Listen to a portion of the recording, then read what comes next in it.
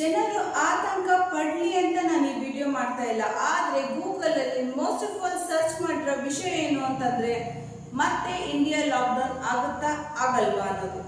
ನೋಡಿ, ಯಾವ್ದು ಬೆಲೆ ಏರಿಕೆ ಆಗಲ್ಲ ಅಂತಿದ್ರು ಈಗಾಗಲೇ ಪೆಟ್ರೋಲ್ ಬೆಲೆ ಏರಿಕೆ ಮಾಡಿದ್ದಾರೆ. ಸ್ವಲ್ಪ ಸ್ವಲ್ಪ ಸ್ವಲ್ಪ ಸ್ವಲ್ಪ ಕ್ರಮೇಣ ಪ್ರತಿಯೊಂದು ಪೆಟ್ರೋಲು, ಡೀಸೆಲ್, LPG ಗ್ಯಾಸ್, ನಾವು ತಿನ್ನ ಆಹಾರ, ದಿನನಿತ್ಯ ಬಳಕೆ ಮಾಡೋ ಸಾಮಾನು, ದಿನಸಿ ಎಲ್ಲ ಗ್ರಾಜುಯಲಿ ಏರಿಕೆ ಆಗೋಗುತ್ತೆ. ಇದಕ್ಕೆ ಯಾವುದೇ ರೀತಿ ಬ್ಯಾಕಪ್ ಪ್ಲಾನ್ ಕೇಂದ್ರ ಸರ್ಕಾರ, ಮೋದಿ ಸರ್ಕಾರ ಇಟ್ಕೊಂಡಿಲ್ಲ. ಪ್ರತಿಯೊಂದು ಹೊರೆನು ಜನರ ಮೇಲೆ ಹಾಕಾಗೋಗಿದೆ.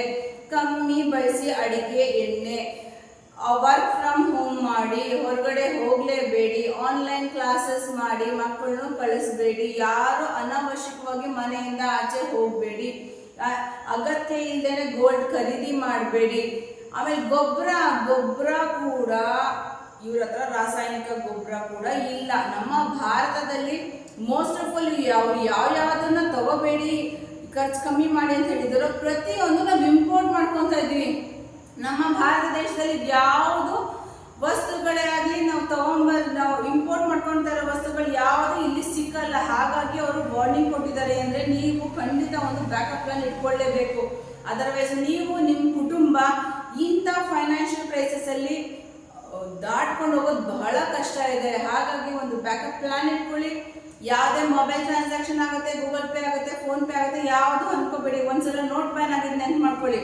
ರಾತ್ರಿ ನೋಟ್ ಬ್ಯಾನ್ ಅಂದ್ಬಿಟ್ಟು ಬೆಳಿಗ್ಗೆ ಎದ್ರೆ ಎಲ್ಲರೂ ATM ಮುಂದೆ ನಿಂತಿದ್ರು. ಈಗಲೂ ಅಷ್ಟೇ, ನೀವು ನಿಮ್ಮಲ್ಲಿ ಬ್ಯಾಂಕಲ್ಲಿ ಕ್ಯಾಶ್ ಇದ್ರೂ ಕೂಡ ನೀವು ಹೋಗಿ ಎಲ್ಲ ಬ್ಯಾಂಕಲ್ಲಿ ಕ್ಯೂ ನಿಂತ್ಕೊಂಡ್ರು ಕೂಡ ಯಾವುದೇ ದುಡ್ಡು ಡ್ರಾ ಆಗಲ್ಲ. ಅದ್ರ ಬದಲು ಒಂದು ಬ್ಯಾಕಪ್ ಪ್ಲಾನ್ ಇಟ್ಕೊಂಡು ಕ್ಯಾಶ್ ಒಂದು ಮಿನಿಮಮ್ ನೀವು ನಿಮ್ಮ ಕುಟುಂಬನ ಕಾಪಾಡ್ಕೊಳ್ಳೋಷ್ಟು ಕ್ಯಾಶ್ ನಿಮ್ಮ ಮನೇಲಿ ಸೇಫ್ ಆಗಿ ಇಟ್ಕೊಳ್ಳೋದು ತುಂಬ ಮುಖ್ಯ ಅಂತ ಅನಿಸುತ್ತೆ ನನಗೆ. ನಮ್ಮ ಕರ್ನಾಟಕದ ಜನರಿಗೆ ಹಾಗೂ ನಮ್ಮ ಭಾರತದ ಜನರಿಗೆ ಎಲ್ಲೋ ಒಂದು ಕಡೆ ನನಗೆ ತುಂಬ ಆತಂಕ ಅನಿಸಿದೆ. Middle class family, lower middle class family ಹೇಗೆ ಸರ್ವೈವ್ ಆಗ್ತಾರೆ ಅನ್ನೋದೇ ಗೊತ್ತಾಗ್ತಿಲ್ಲ. ವರ್ಕ್ ಫ್ರಮ್ ಹೋಮ್ ಟಾರ್ಚರ್ ನಾವು ಕರೋನಾನಲ್ಲೇ ಫೇಸ್ ಮಾಡಿದ್ವಿ. ಅದೆಷ್ಟು ಜನ ಪ್ರಾಣ ಕಳ್ಕೊಂಡಿದ್ರು, ಅದೆಷ್ಟು ಜನಕ್ಕೆ ಉದ್ಯೋಗ ಹೋಗಿತ್ತು. ಈಗ ಅದು ಹೆಂಗೆ ಸರ್ವೈವ್ ಆಗ್ತಾರೋ, ಪ್ರತಿಯೊಂದು ಚೈನ್ ಲಿಂಕ್ ಇದೆ. ನೀವು ಒಂದು ನಿಲ್ಲಿಸ್ತೀರಾ ಅಂದ್ರೆ ಅದು ಇನ್ನೊಂದು ಕೇಟ್ ಬಿಡುತ್ತೆ, ಒಂದನ್ನು ನಿಲ್ಲಿಸ್ತಿಲ್ಲ ಅಂದ್ರೆ ಇನ್ನೊಂದು ಕೇಟ್ ಬಿಡುತ್ತೆ. ಆ ಥರ ಚೈನ್ ಲಿಂಕ್ ಅಲ್ಲಿದೆ. ಹೇಗೆ ಸರ್ವೈವ್ ಆಗ್ತಾರೋ ಗೊತ್ತಿಲ್ಲ. ನನ್ನ ಅಡ್ವೈಸ್ ಏನು ಅಂದರೆ, ಒಂದೊಂದು ರೂಪಾಯಿನೂ ಖರ್ಚು ಮಾಡೋಕ್ಕೆ ಮುಂಚೆ 1000 ಸಲ ಯೋಚನೆ ಮಾಡಿ.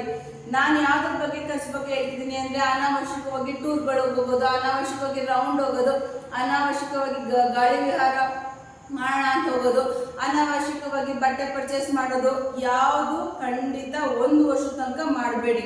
ಆದರೆ ಇದು ಬಹಳ ಪೆಟ್ಟಿದೆ ಎಲ್ಲರಿಗೂ. ಹೇಗೆ ಸರ್ವೈವ್ ಆಗ್ತಾರೆ ಅನ್ನೋದು ನನಗೆ ಖಂಡಿತ ಗೊತ್ತಾಗ್ತಿಲ್ಲ. ಆದಷ್ಟು ಬೇಗ ಇದರಿಂದ ದಾಟಂಗಾಗಲಿ, ಬರ್ದೇನೂ ಇರಲಿ ಅನ್ನೋದು ನನ್ನ ಆಶಯ. ನಿಮ್ಗೇನು ಅನಿಸುತ್ತೆ ಕಮೆಂಟಲ್ಲಿ ತಿಳಿಸಿ.